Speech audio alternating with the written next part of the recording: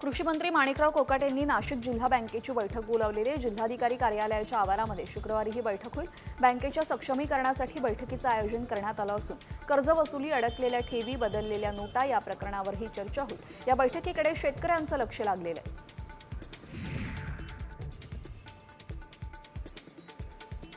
नाशिक महानगरपालिकेच्या हद्दीत असलेल्या तब्बल 250 रुग्णालयांचे फायर ऑडिट झालेलं नाही। माहितीच्या अधिकारामध्ये ही माहिती समोर आलेली आहे। यानंतर नाशिक महानगरपालिका प्रशासनाने देखील खळबळून जागे झालेले। दरम्यान महापालिका प्रशासनाकडून 250 रुग्णालयांना नोटिसा पाठवण्यात आल्या।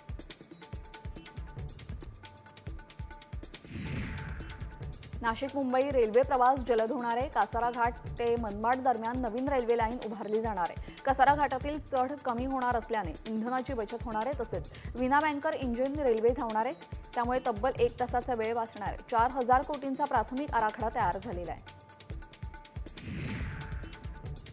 नाशिक पालिकेचे 550 उद्यानं दिवसभर खुली राहणार आहेत। उष्माघात टाळण्यासाठी पालिकेनं हा निर्णय घेतलाय। उन्हामुळे नागरिकांना दिलासा मिळावा यासाठी नाशिक पालिकेकडून हा निर्णय घेण्यात आलेला आहे। या निर्णयाचं नागरिकांनी स्वागत केलं असून अनेक उद्यानांमध्ये दुपारच्या वेळेला नागरिकांची गर्दी पाहायला मिळते।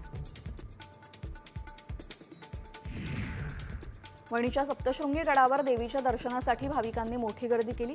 मंदिर प्रशासन किंवा पोलिसांकडून गडावर गर्दीचं नियोजन करण्यात आलेलं नाही। त्यामुळे लहान मुलं, वयोवृद्धांचे प्रचंड हाल होत आहेत। नियोजन शून्य कारभारामुळे आता भाविकांनी संताप व्यक्त केलेला आहे।